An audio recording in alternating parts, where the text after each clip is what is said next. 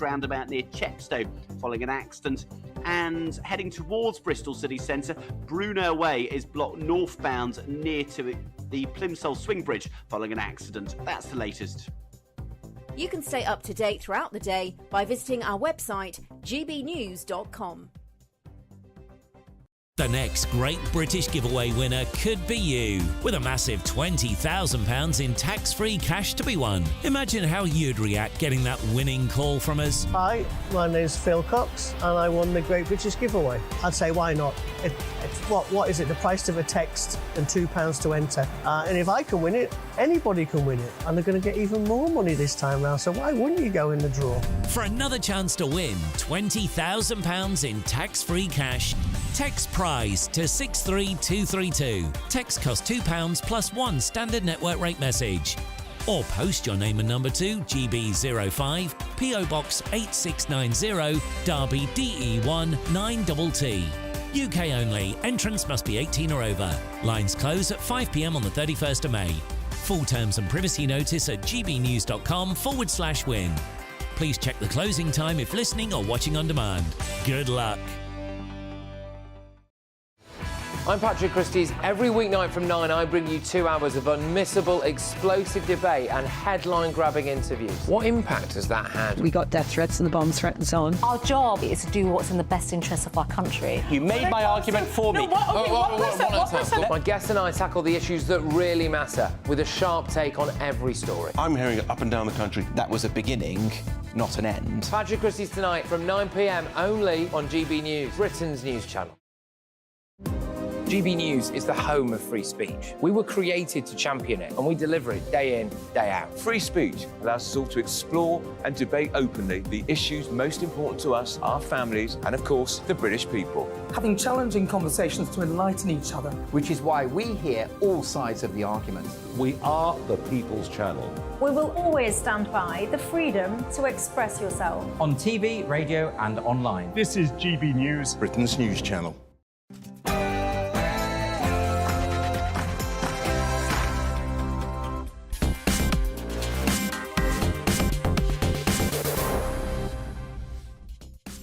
Good evening. A serious attempt by Chinese cyber hackers to get the details and bank accounts of all of our current service personnel and many veterans too. And yet the government doesn't seem to want to be straight with us about it. I wonder why. Incredibly, we learned from the Home Office that 21,000 people, nearly all men, who've come into the United Kingdom illegally have gone missing in the last 5 years. It is failure upon failure. And some good news too. A private prosecution against a serial shoplifter in South London has resulted in a court prosecution. I guess when the police give up even attempting to deal with shoplifting, this is perhaps the way that we have to go. But before all of that, let's get the news with Sam Francis.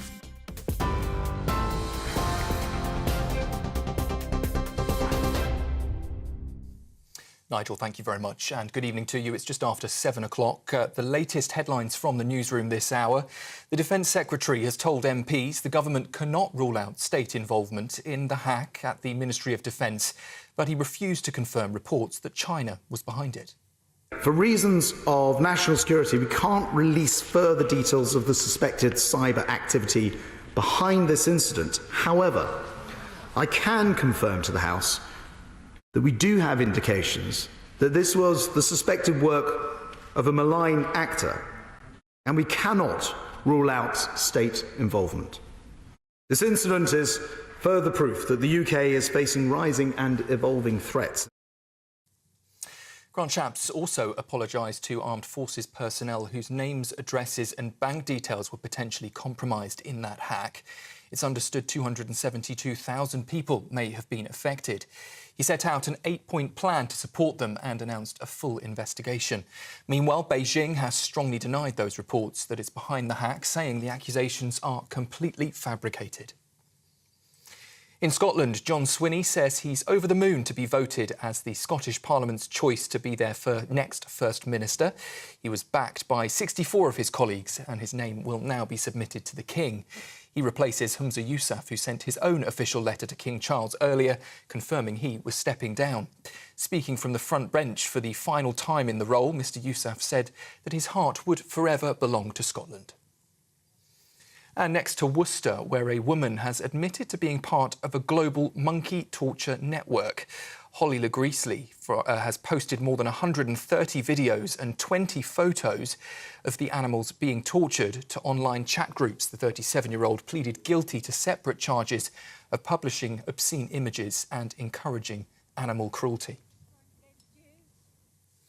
Stormy Daniels has told a court in the US that Donald Trump told her that having sex was the only way she was going to get out of a trailer park. The former adult film star has been revealing intimate details about that alleged encounter with the former president as she testifies at his hush money trial. She claimed that he wore satin pyjamas when he greeted her at his hotel suite in 2006, before she was asked to spank him. The former president denies having sex with Ms Daniels and 34 counts of falsifying business documents. And finally, before we hand back to Nigel in Westminster, more than 2,000 football banning orders have been issued to England fans ahead of Euro 2024, which kicks off in Germany next month. Fans who are banned must hand over their passports for the duration of the tournament. It comes as football-related arrests in England and Wales are at a 9-year high. German police say they are working with British officers to plan for a safe event for supporters. Those are the latest headlines from the newsroom. I'll be back at 8 with another update. Until then, you can sign up to GB News Alerts by scanning the code on your screen or go to gbnews.com/alerts.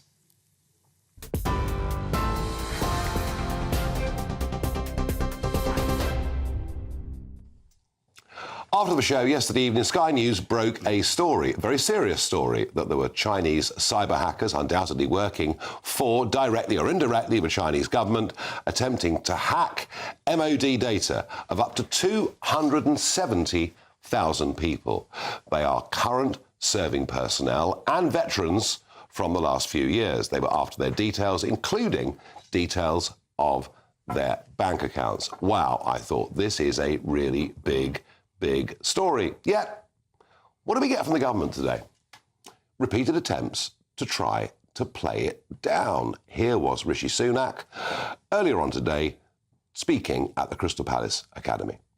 Just explain why you're not naming China there. As I said, the Defence Secretary will be making a full statement to Parliament later today. And more generally, if you look back to our integrated review, I set out a very robust policy towards China, which means that we need to take the powers which we have done to protect ourselves against the risk that China and other countries pose to us. They are a country with fundamentally different values to ours. They're acting in a way that is more authoritarian at home, assertive abroad. That's why, for example, we blocked Chinese investment into a sensitive semiconductor company last year. Again, that's just one of the numerous actions that we've taken to protect this country. And recently I announced a historic increase in our defence spending. No, Prime Minister, the question wasn't about defence spending. It was about the Chinese government attempting to hack serious details. But I have to tell you, I have no idea what Rishi Sunak's position on China actually is. It seems to move around with the wind. But it's OK, because the Prime Minister assured us that the Defence Secretary, Grant Shapps, would tell us all in the House of Commons this afternoon. This was the work, as I say, of a malign actor who compromised a contractor-run network entirely separate from the MOD core system. However, as I've said, we cannot at this stage rule out state involvement from elsewhere. Well, it was up to John Healey, the shadow Defence Secretary, Labour, and he did come out with it absolutely clearly. Mr Deputy Speaker, the media have clearly been briefed that China is behind the hack, but the Defence Secretary only tells us about a malign actor. Now, the government rightly has a very rigorous system before official accusations or attributions are made. But if this data breach is found to be carried out by a hostile state, it would represent a very serious threat to our national security. And the government have been warned. The ISC committee confirmed in its China report last year, cyber attacks by hostile states now happen daily, and our wider armed forces community are being targeted. But the committee also found no cross-government China strategy, completely inadequate resourcing and defence intelligence with no systematic record of resources focused on China. When you look at the way Grant Shapps dealt with that and the way John Healey dealt with that, is it any wonder that the Labour Party are now more trusted on defence than the Conservatives, something historically that would have been very difficult to say at any point during my lifetime. So why can't this government be straight with us about China? I want to get your thoughts on it, please. Farage at gbnews.com. Well, I'm joined by Sir Ian Duncan-Smith, of course, former leader of the party and MP for Chingford and Woodford Green. Ian, what is your party's policy on China? Well, first of all, I should state that I am sanctioned by the Chinese government. I know your position. and I've been hacked regularly, and as my organisation, the Interparliamentary Alliance on China. So my view on this is very clearly that I think there is a bit of confliction inside the government. I think the Foreign Office is very opposed to taking on China because of business and all the other reasons they give. I think in places like defence, they are wanting to name names and to start squaring up to China on this. So the reality is that our problem starts with the integrated review, which when Rishi Sunak was trying to be Prime Minister, he said they were a systemic threat. Yep. Agreed. When we got the integrated review refreshed, it turned out that they were, in fact, an epoch-defining challenge. And the brilliant thing about it was we were going to meet that challenge with robust pragmatism. Now, that sounds like someone of a scriptwriter of Yes, Prime Minister had got into the policy. It really does. So I've argued endlessly, you have to claim that they are a threat. They are a threat. They know they're a threat. Everybody else knows they're a threat. The Americans know they're a threat. Of course. And for some reason, our we think viewers that know they're a threat. I know. Not the country knows they're a threat. So I mean, they're responsible for COVID. So, you don't get a much bigger threat than that. Why? And I get back to this question that I'm going to get, I think, some very interesting answers from the viewers and listeners on. Why can't they be straight with us? Why, over this issue, you know, John Healey, very impressive performance, very, very clear about what the problem was, about the lack of preparedness. Why can't they be straight with us? Well, clearly overnight, somebody from the MOD briefed that they knew that it was more likely than not that it was China. They were the malign actor. And then in the morning, the government got worried that that would be done on the basis they don't have the full facts. So the truth is, it's almost certainly China. After all, China, I think the FBI described China as having the biggest cyber warfare unit in the world, dwarfing everybody else's, including their own. They are malign. They have a purpose in life, which is to destroy democracy, human rights, and freedom. They are against democracy completely, and they've made it clear from the beginning their purpose in life is to destroy those elements and return the world to autocracy. That is their plan, and we need to take it on. And, you know, I just made the point also that it was nearly 2 years ago, that the American services told us secretly that China had hacked the Electoral Commission and was hacking a large number of MPs. It took us a year and a half to finally come back to the dispatch box and accept that it was China that did it. And I think the reason why they don't want to do this, because what follows next must be sanctions. And sanctions mean you are in a standoff with China, and that has to be the case. America's already in that position. We should be in the same. Well, you're clear, but your party leaders, our national leaders, are not. Let's have a look at the technical side of this. I'm joined by Professor Kevin Curran, Professor of Cybersecurity at Ulster University and Group Leader for the Cybersecurity and Web Technologies Research Group. Kevin, the company involved, SSCL, was named by John Healey in the House of Commons. It seems everything with the MOD, from recruitment to dealing with issues like this, is outsourced. Does that actually make sense? Or would it just be that the MOD would not have the technical skills to look after this data themselves? It comes down to cost, usually in the end. Of course, organisations outsource, especially something like payroll, because regulations change all the time, tax codes, everything else, and software can, of course, make that easy. The question here is whether the military should outsource, again, to make something, what we would say, maybe cost savings. And, of course, the MOD has been on a cost-saving exercise for many years now and removing a lot of the real estate, but also infrastructure as well. So the main question is, can the military, the MOD, follow what is kind of generally taken as, the rules in ordinary leading industries as well? But of course, I mean, they used to have, of course, all of this in-house as well, but so many systems now are being outsourced again. And of course, there is so many ways that into systems again. So there's always a worry about the supply chain, the software supply chain again, being one of the weakest links whenever it comes to hackers infiltrating infrastructure. The big question, Professor Curran, are there things we can do to stop the Chinese being successful with hacking? Or is it one of those games where technology just keeps moving on and it's difficult to keep ahead of the bad guys? It's always a cat and mouse game, but of course it comes down to resources. But of course the MOD is funded by the taxpayer. So how much, of course, do we associate, how much do we allocate to something again to protect on something? Of course, everyone believes they're secure, but of course it takes months for us to discover if someone is inside the system.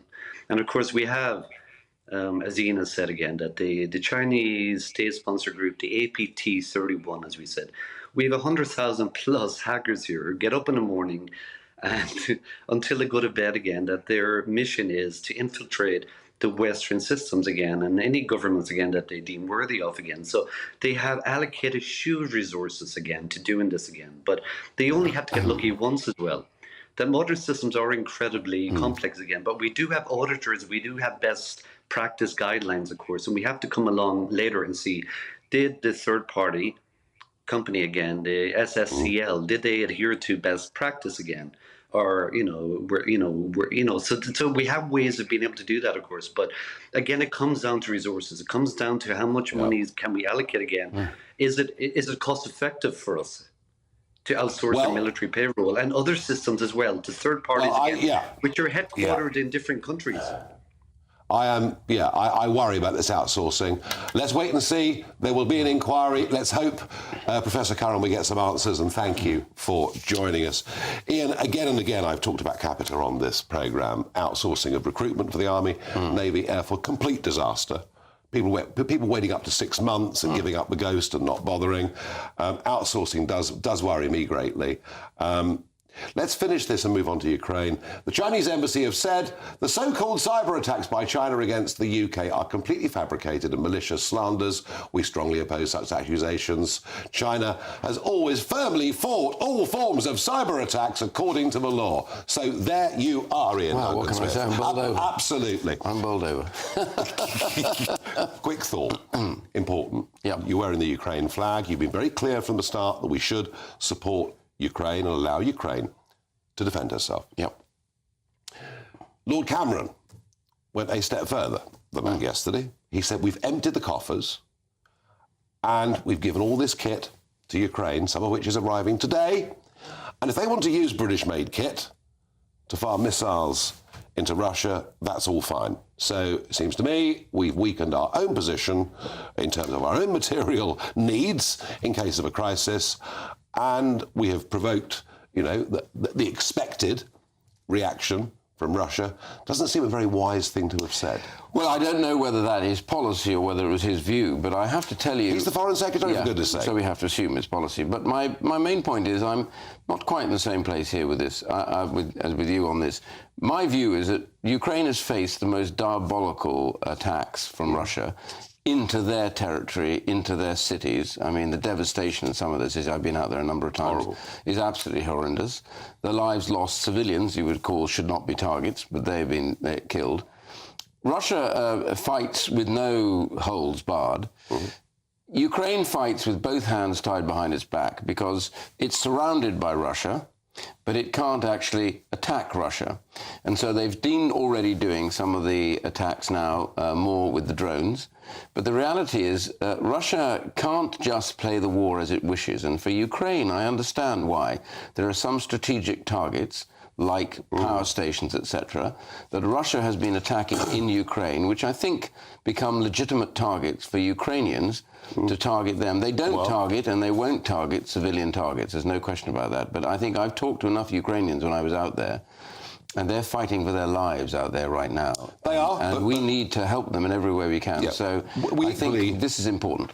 Well, it's important in every way, whichever side you come at it from. I'm not terribly keen for us to get directly involved in conflict I don't think with Russia. I worry it might do that. Ian Duncan-Smith, as ever, a delight to have you on the programme. In a moment, after the break, hold on to the sides of your armchairs. I mean, can you believe it? Can you believe it? The Home Office have lost 21,000 illegal immigrants. I'll calm down and come back to that in a couple of minutes.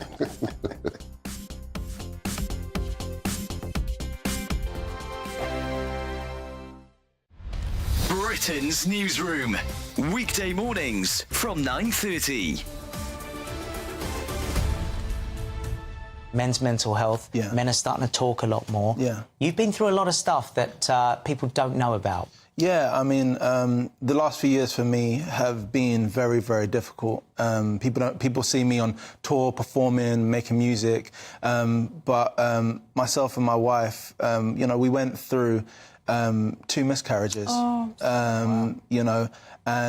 For us, that was a very devastating time and very difficult to know how to kind of process those emotions. And I guess as a man, I did the thing of bottling up my emotions, and where I feel comfortable to be able to express myself is in the studio, whereas, she had obviously a different reaction to, what happened to us, because not only was it happening to her mentally, psychologically, but it was happening to her physically as well. And I think something that she really wanted to see from me was that sensitivity and that emotion. And I thought that as a man, being strong was trying to bottle up my emotions and just show her that, that I'm being strong for her. But actually being strong is talking about it. And what's happened ever since I've started to talk about it is I've spoken to more men that have experienced baby loss. My wife forced out of me, how do you feel? And I ended up as a mess on the floor. I was exasperating, crying, almost inconsolable. She was just holding me in her arms as we cried together, and we cried together. And I didn't realise I needed that release so badly. Like I said, I've been able to speak to other men, and we've been able to cry together, and they shared their own experiences, which they did similar to me. But actually, as men, I feel like that conversation and that sensitivity and being able to be emotional together. Every Sunday from 11, join Michael Portillo. There will be topical discussion, looking at the week before and the week to come. So kick back and relax at 11 a.m. on Sundays on GB News with me, Michael Portillo. GB News, the People's Channel, Britain's news channel. Weekdays on GB News. Wake up to breakfast every day from 6 a.m. Followed by Britain's Newsroom at 9:30. At noon, it's Good Afternoon Britain. Followed by Martin Daubney from 3 p.m. Only on GB News, the People's Channel, Britain's news channel. I'm Andrew Doyle. Join me at 7 o'clock every Sunday night for Free Speech Nation, the show where I tackle the week's biggest stories in politics and current affairs with the help of my 2 comedian panellists and a variety of special guests. Free Speech Nation, Sunday nights from 7 on GB News, the People's Channel, Britain's news channel.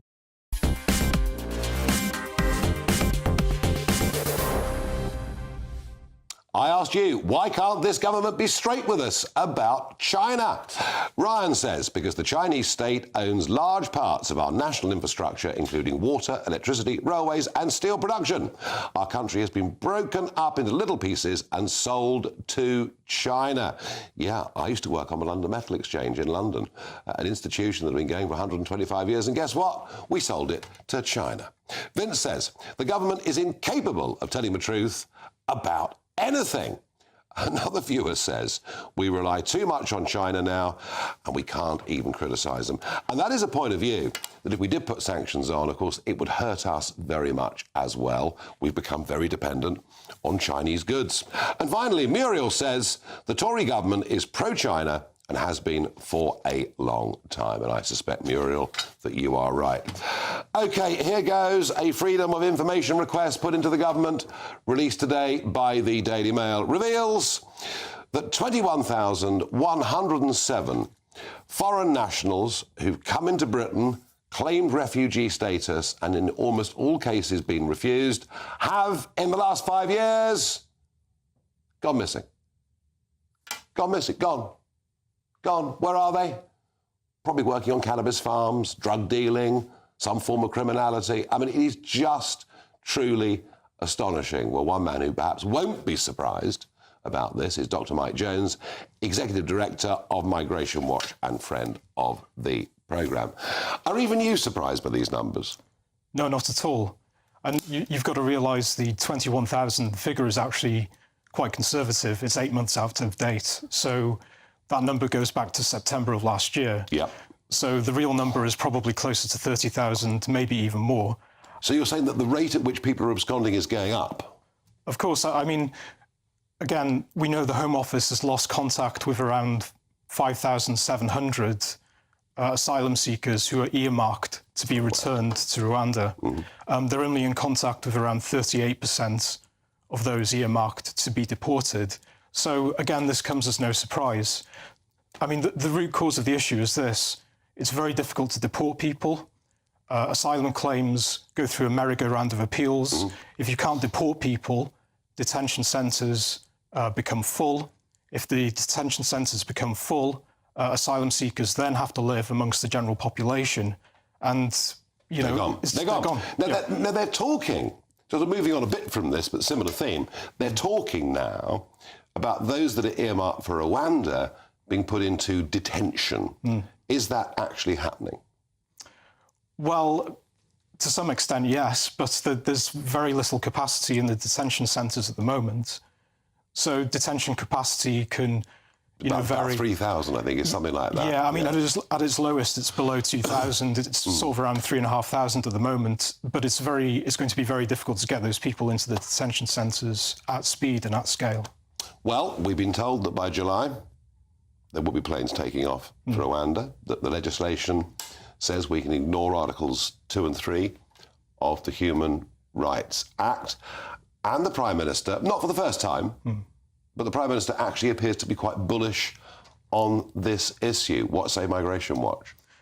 Well, only one person has returned to Rwanda so far, and that was voluntary. And we gave him £3,000. And, yeah, he received a cool £3,000 for doing so. So the scheme is not yet operational. And yes, they've disapplied elements of the Human Rights Act through the Safety of Rwanda Act itself, but they haven't disapplied Section 4, which potentially allows more appeals to the High Courts. And, of course, there's Clause 4 in the Safety of Rwanda Act, which allows individuals to appeal deportation based on individual circumstances, the idea of severe irreversible harm. Now, you know, will the bar be set very high, as Rishi Sunak hopes, or will it be set very low? And we are, of course, even if you disapply it, we are still signatories to an international treaty, the European Convention on Human Rights, which I would have thought British judges would rule in favour of. Well, because they haven't disapplied Section 4 of the Human Rights Act, potentially one of the higher courts could declare what's called a rule of incompatibility. Now, if that did happen, I'm not saying it will, but if it did, the European Court of Human Rights would have a much stronger case against us because domestic courts have ruled against the government. I tell you what, he's not going to solve this problem. Now, moving on to another subject. But, folks, I have to apologise to you. I do my absolute best on this programme to make sure that when I give you facts and figures, I get them right. And I hate being wrong, so I apologise. I told you last night that in 2023, 250,000 people had come to this country and settled from the Indian subcontinent. That number was wrong. The official figure from India is 253,000, but we needed to add to that 55,000 from Pakistan. So it wasn't 250,000, it was well over 300,000, worse than I told you. And Mike, this is interesting because we always talk about net migration figures. These are people who've moved from many thousands of miles away, settled in this country in the most astonishing numbers. And I was linking this to some of the scenes we were seeing in inner cities with Muslim voters voting in pro-Gaza candidates. How have we taken that number of people? I mean, they're not all doctors and computer scientists, are they? No, not at all. It's an intentional government policy. This hasn't happened by accident. I mean, a few things happened. First of all, before we left the European Union, we had a cap on non-EU workers. The Johnson administration removed that cap. The second thing that happened is that the Conservative government outsourced the student visas policy to the higher education sector. And there was an intentional recruitment drive from India and Nigeria. And obviously, because of cultural differences in family structure and economics, they tend to bring more dependents with them than, say, Chinese students. And the Conservatives did not ban or partially ban dependents from joining them. So the numbers have completely and utterly skyrocketed. It's incredible. Now, legal immigration into Britain last year was the last big figures we had were over 700,000. I mean, let's call it 750,000 between friends. The next big sets of data are out on May the 23rd, or there or thereabouts. We're expecting a big drop from that massive figure, but still a big number. Yeah, we're expecting still a big number, but there will be a drop. Simply because, Suella Braverman, and this was continued by James Cleverly, have partially banned dependents from joining postgraduate students. Why they were ever coming in the first place is beyond me, but sorry, go on. Yeah, they've banned dependents from joining care workers. So this is low-hanging fruit, so we should expect the numbers to drop. But again, that number is still going to be too high. Yes, it won't be tens of thousands, will it? No, to get to tens of thousands, you need a cap. With no cap, there's no control. You need a cap on skill visas. You need a cap on student numbers. But of course, the governments aren't partial to that idea. I suspect the last week of this month will be dominated by whatever those figures are. So we'll see you again very, very soon. In a moment, I'm going to go back to what Cameron has said about our weapons going to Ukraine being used to fire at the Russian mainland. I wonder, is this man who himself as Prime Minister was a warmonger, took us to war in Libya, got rid of the leader, led to the birth of ISIS, is he taking us down a very, very dangerous route? We'll debate that in just a moment. Good evening. Here's your latest GB News weather update brought to you by the Met Office. Whilst there will be a little bit of rain around and also some patches of mist and fog tonight, for many there's going to be plenty of fine weather through the next few days because of a large area of high pressure that's dominating the story across the UK. This means it's going to stay largely settled through the end of today and overnight. Does mean we will see a few patches of mist and fog, particularly towards the west, but also some cloud drifting in from the North Sea further east as well. A dry night for most of us and temperatures not dropping a huge amount, many areas staying in high single figures or low double digits. So not a particularly chilly start to the day on Wednesday, in fact a fairly mild one and quite a bright one for some of us, though it won't be wall-to-wall blue skies, not at all. There will be quite a bit of cloud at times, albeit it does look like a brighter, sunnier day than today. The greatest chance of seeing any rain will be towards the far northwest, here across parts of northwest Scotland, perhaps northwest Northern Ireland. Some outbreaks of rain are quite possible. Temperatures may be similar or a touch higher than today, but with a bit more sunshine around, it should feel a little bit warmer. The high pressure sticks with us as we go through the end of the week, and so we're going to see more fine weather for much of the UK, although towards the far north-northwest here there may be a little bit more rain at times, and elsewhere the odd shower can't be ruled out. But we should also see a good deal of sunshine, particularly as we head towards the weekend. Largely sunny skies on Saturday, and by then temperatures likely to rise to the low to mid-20s. I'm Christopher Hope. And I'm Gloria Di Piero, bringing you PMQ's live here on GB News. Whenever Parliament is in session on a Wednesday at midday, we'll bring you live coverage of Prime Minister's questions. We'll be asking our viewers and listeners to submit the questions that they would like to put to the Prime Minister, and we'll put that to our panel of top politicians in our Westminster studio. That's PMQ's live here on GB News, Britain's election channel. Every Saturday, 10 till 12, we'll bring you all of the news that you need to know. We'll also remind you that there is so much to smile about. It's my favourite time of the week. I get to relax, enjoy some light-hearted stories, and let Ellie teach me about fashion too. That's Saturday Morning Live, every Saturday, 10 till 12. Only on GB News, Britain's news channel. Join me, Camilla Tominey, every Sunday at 9:30 when I'll be interviewing the key players in British politics and taking them to task. This report basically says that he's not fit to stand trial. With an upcoming election looming over Westminster, now is the time for clear, honest answers. I agree. And that's precisely what I'll get. Is he indecisive? Incompetent? That's the Camilla Tominey Show at 9:30 every Sunday on GB News, the People's Channel, Britain's election channel. I'm Mark Dolan, and this is GB News, the People's Channel, Britain's news channel.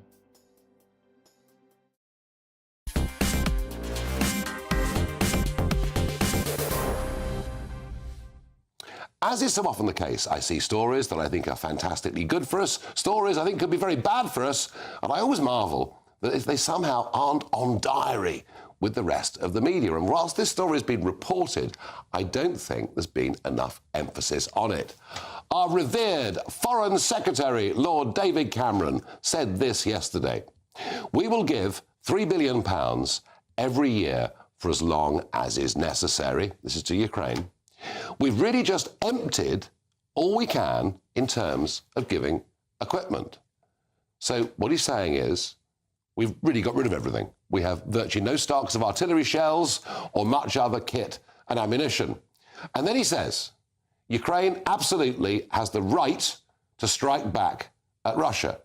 So what he's saying is, he's very happy for British-made missiles to go to Ukraine and to be used to attack targets on Russian soil. I thought the object of the exercise was for us to give defensive help to Ukraine, not offensive help to Ukraine.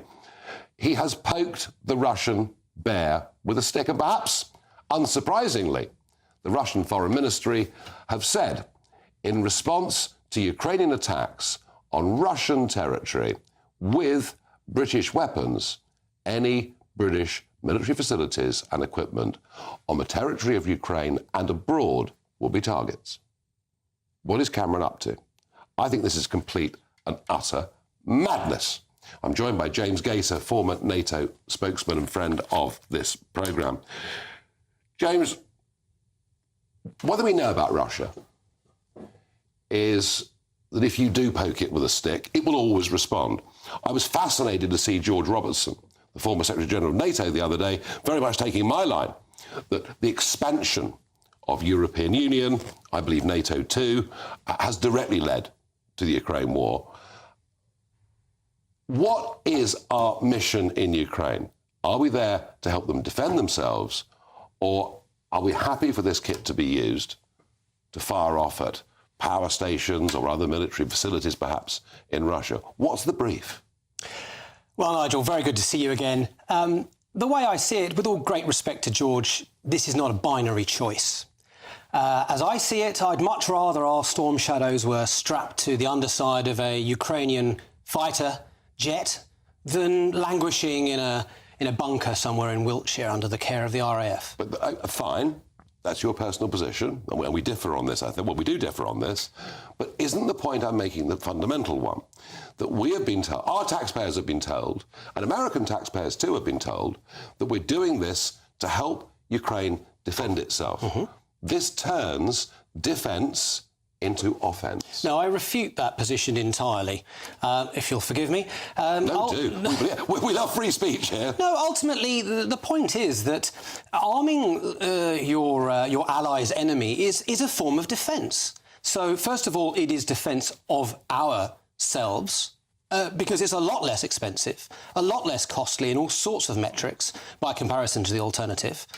And secondly, the fact that we are supplying to Ukraine, it is up to the Ukrainians to decide how they wish to use what is by definition, therefore, a sovereign capability. Just because we manufactured these armaments, this material, doesn't give us a right to specify how it is used, which is pretty much what he said. No, the Foreign Secretary is delighted for it to be used in that way. He made it very clear in his statement. Well, he actually said that it was up to the Ukrainians to decide. They have been attacked, and it is up to them to be defending themselves. Are we not in danger of getting ourselves a little bit closer to a potential conflict between us and Russia? I don't agree with this point of view. This is, in fact, as Lord Cameron said, a seminal moment in geopolitics. We must spend more on our defence.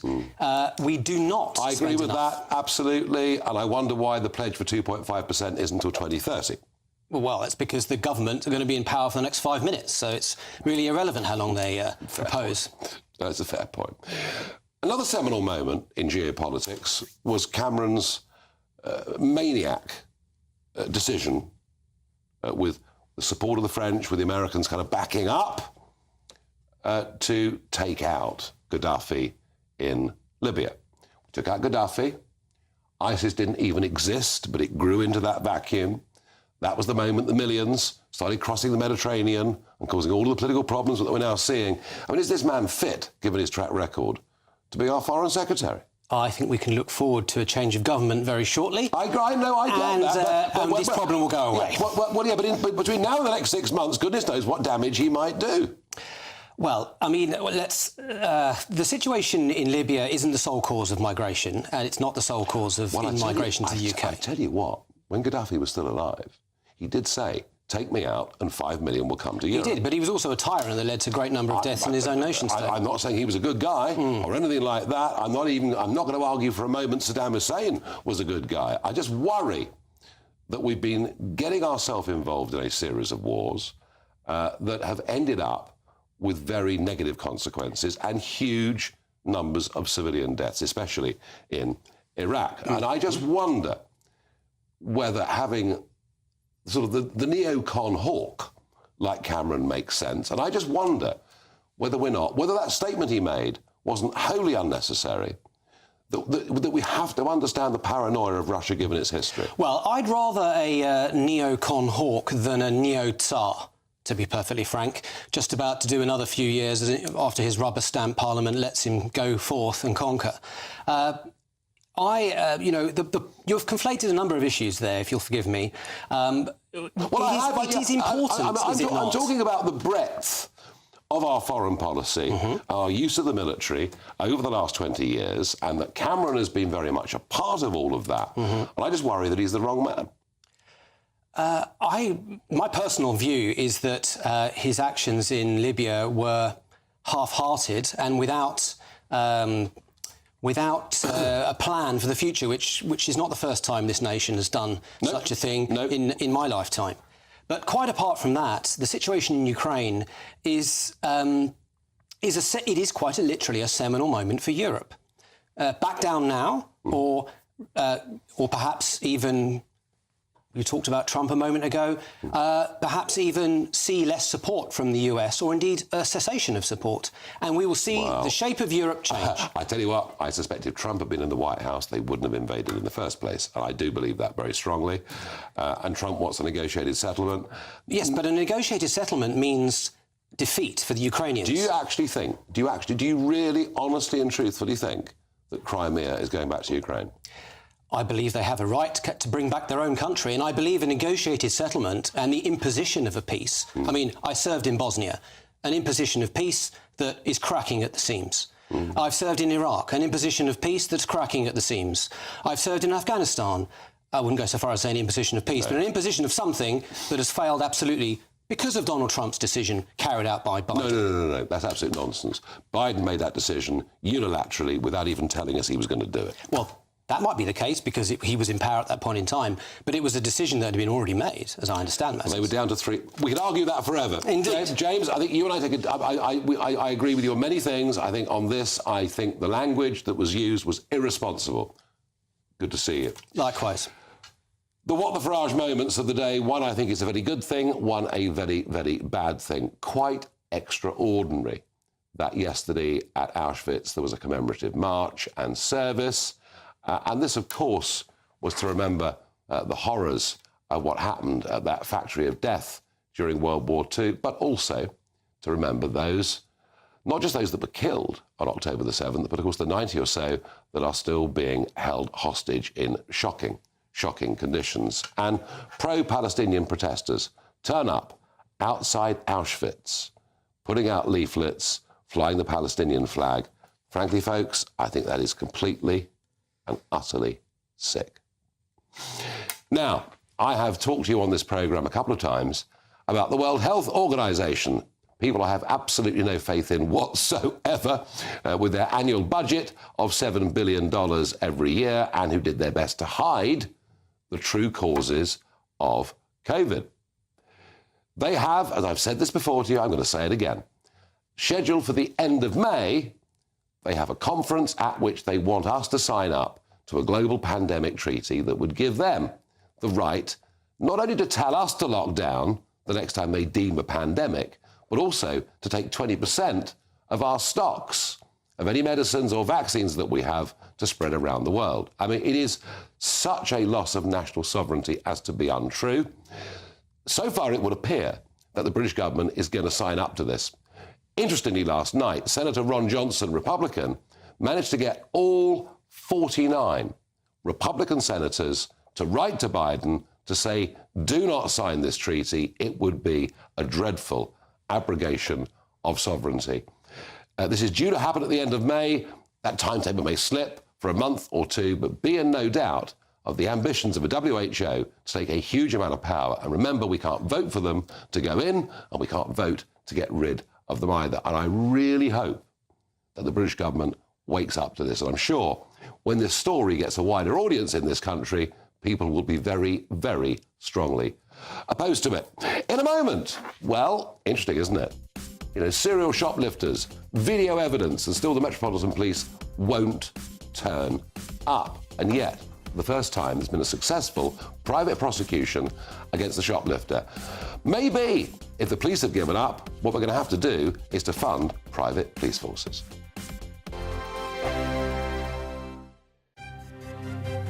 GB News Breakfast, every day from 6 a.m.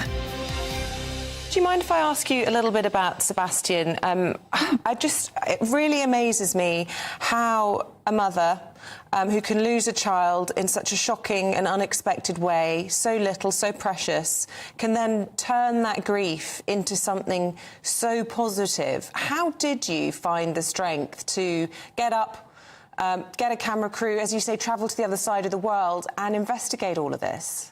I was angry at Sebastian for dying. You know, you feel like saying, God, 32 years later, and I can still get very, very upset about it. I was angry that something that while he was born and lived with me and slept and then died, they were actively campaigning in New Zealand to try and stop this happening because they had a very high cot death rate there. They had the lady, the Anne Diamond, if you like, of New Zealand, a television presenter called Judy Bailey, went on telly every night and said, if you're just about to put your baby down to sleep, put him on his or her back, not the tummy, and this will help. And their cot death rate plummeted. And I went out to New Zealand and met her, and it was anger that drove me to come back and demand that we have the same advert here, the same campaign. And of course, I got all this complete nonsense from the Department of Health saying, you know, oh, young mothers do not watch television, I was told. In other words, while New Zealand mums were being told how to save their babies' lives, we actively denied British mums that advice during the time that Sebastian and others were dying. And the other point I suppose to make is it's helpful to educate all generations, because when I had my babies, my mum would say, he's not settling, just stick him on his tummy, he'll be much happier, that's what we did with you. And we had to say, well, things have changed, and, you know, but it's about educating everybody, because it's not just the mums that get their hands on the babies. I'm Michelle Dewberry, and I'm not here to tell you what to think. I'd much rather hear what you have to say. So send in your opinions to gbviews@gbnews.com. Keep them clean, and you never know, I might read them out. With my panel here on Jubes & Co, we debate, we get stuck into the issues of the day on a show where all views are welcome, especially yours. GB News, the People's Channel, Britain's news channel.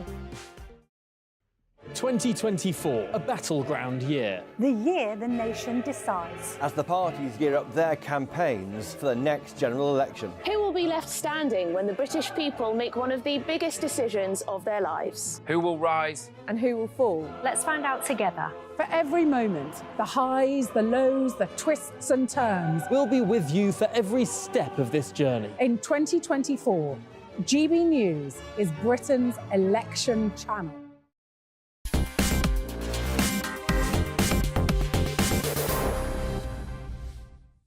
It's that Trick Awards time of the year. Yes, I am, of course, on that short list, for long list, actually, to be News Presenter of the Year. We won it last year, so if you want to vote for me, you can go to gbnews.com. If not, you will find there a QR code that you can download. Now, there are other GB News presenters in on this, but I'm not going to advertise them, even though, I do think Camilla and others are doing a wonderful job. But there it is. There's the QR code, gbnews.com. Please vote for me.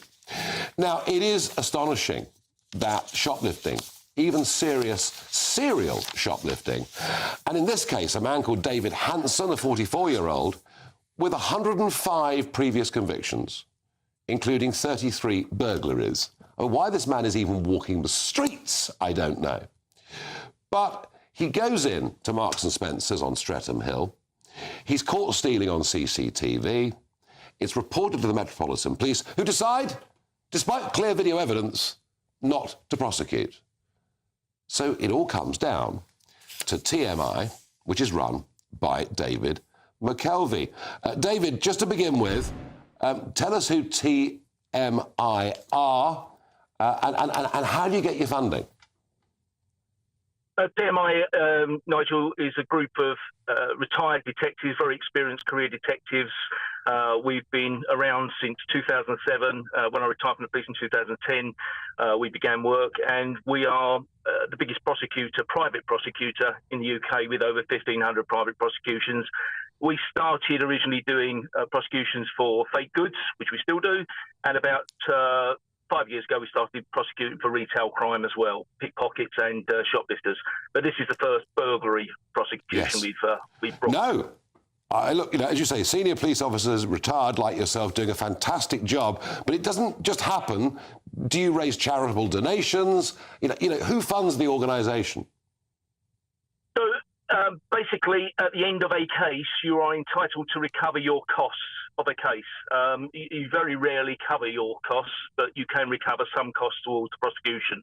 And so we try and recover our costs where we can, but because we are the only private prosecutor, we incorporate the cost of the actual prosecutions within the hourly rate that we charge to the businesses that we operate within. Okay. Well done with this successful prosecution. And I think it's terrific what you're doing. And I have to say, I think it's very necessary what you're doing. But can you explain to me how you've got a guy here with 105 previous convictions, so known, very well known to the Metropolitan Police, clear video evidence. Why don't they act? Have they given up on shoplifting? No, I mean, the thing with this, Nigel, is this wasn't shoplifting. This was a burglary. Two of the offences were actual burglaries. He broke into Marks and Spencer's in Streatham overnight when the shop was closed. He broke a window in the shop and broke in. And so, I mean, effectively... So actually, this is far worse than shoplifting, and still the Met Police don't act. Why? There's all sorts of reasons, Nigel. I mean, when we first called them, obviously, you're relying on the fact that there are response officers available to attend. They are run from pillar to post, as you're aware, dealing with knife crime and other crimes. And so they're not always available. What like hate crimes, you mean? Hate crimes, yes. And obviously, once it gets reported as a crime, it goes into what I used to call the crime desk. I used to run when I was a DSDI and DCI. And a police officer will then make a decision whether to screen the crime in for investigation or screen it out. In this case, they decided to screen it out.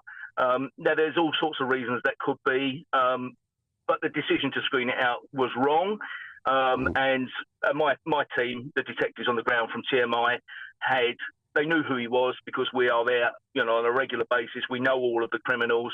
As soon as we saw the CCTV, we recognised him. We immediately knew where he would be because of his haunts. We went, found him, arrested him. He admitted the offences on body-worn video. And at that stage, we told the police we had the evidence. They chose not to prosecute. We chose to prosecute, and we prosecuted him as a private prosecutor. Well done, you. Finally, David, advice, please. Let us say one of our viewers tomorrow is in a supermarket and sees somebody filling up a bag with joints of meat or whatever it is and leaving the store without paying. Should they intervene? Or has that now become a dangerous thing to do? I would not intervene, no. I mean, too often we see weapons being produced, and violence. And in this case, you know, the store manager tried to intervene and was assaulted. So it's our teams are trained and are experienced to deal with this type of thing. So it's not for the general public to get involved in rolling around the floor with a shoplifter. And apart from that, if the police don't turn up, you're fighting with someone for 30, 40 minutes. It's exhausting. I'm sure, David McKelvey, that is good advice, although I'm sure the instincts of many of our viewers would be they'd like to intervene. Anyway, well done on that prosecution. Great piece of work, and thank you very much indeed. And Jacob Rees-Mogg joins me. I mean, I just find it astonishing that, I mean, I didn't have the full details of this. I mean, I'd taken it to be shoplifting, but it was more serious than that. What's going on? This is actually what I'm going to be talking about, because we've had the local election results, and people just feel that the state doesn't have a grip and isn't on the subject's side. And this is a classic example. All the evidence was there. The private prosecution was successful, and yet they went to the police and nothing was done on a serious burglarious entry. And it's astonishing. And what are the police doing? Well, I'll tell you. The Met Police said it was working to establish what happened over the store burglary and was working with retailers to identify what matters to them, including the safety of shop-based workers and shoplifting. I mean, but this is the sort of junk you get. I know we've got to read out these statements. Yeah. But why can't they put them in normal English and say, we bungled. We're very sorry. We made a mistake. Someone has blundered. Actually, if they said that, we might have some degree of respect for them. That's right. Whereas they put out this awful waffle that no normal person uses language like that. And it's the dishonesty of spin. I mean, I'm afraid we've done a bit of this on saying the election results were indicating a hung parliament. No, they were not. I had Trevor Kavanagh in last night who tried to be a bit upbeat in his Sun column yesterday from a Conservative perspective, but he did admit on air that it was wishful thinking. It was wishful thinking, and you don't want to do this. The bureaucracy does it, politicians do it. We just need to be saying things to the public that we believe to be true. Doesn't mean we're not sometimes wrong. Of course that happens. But that when you say them, we're worried about what matters to people. No, they're not. If they were worried about that, they would have arrested this chap, they'd have prosecuted him, it would all have gone ahead. Quite. And Jacob, Rishi survives. Rishi survives, yes. We've got to do something. We can't just look at these results and say, it's midterm blues. They were really bad. If we just sit here, we are heading towards an election defeat of some size. We need to be showing people that we're on their side. Well, we support our own voters. Maybe Rishi will pull it out of the bag. Yes, I'm not so sure. That's enough from me. It's the Mog in a moment. But first, the weather with Alex Burkill. Looks like things are heating up. Boxed boilers, sponsors of weather on GB News. Good evening, here's your latest GB News weather update brought to you by the Met Office. Whilst there will be a little bit of rain around and also some patches of mist and fog tonight, for many there's going to be plenty of fine weather through the next few days because of a large area of high pressure that's dominating the story across the UK. This means it's going to stay largely settled through the end of today and overnight. Does mean we will see a few patches of mist and fog, particularly towards the west, but also some cloud drifting in from the North Sea further east as well. A dry night for most of us and temperatures not dropping a huge amount, many areas staying in high single figures or low double digits. So not a particularly chilly start to the day on Wednesday, in fact a fairly mild one and quite a bright one for some of us, though it won't be wall-to-wall blue skies, not at all. There will be quite a bit of cloud at times, albeit it does look like a brighter, sunnier day than today. The greatest chance of seeing any rain will be towards the far northwest, here across parts of northwest Scotland, perhaps northwest Northern Ireland. Some outbreaks of rain are quite possible. Temperatures may be similar or a touch higher than today, but with a bit more sunshine around, it should feel a little bit warmer. The high pressure sticks with us as we go through the end of the week, and so we're going to see more fine weather for much of the UK, although towards the far north-northwest here there may be a little bit more rain at times, and elsewhere the odd shower can't be ruled out. But we should also see a good deal of sunshine, particularly as we head towards the weekend. Largely sunny skies on Saturday, and by then temperatures likely to rise to the low to mid-20s. A brighter outlook with Box Solar, sponsors of weather on GB News.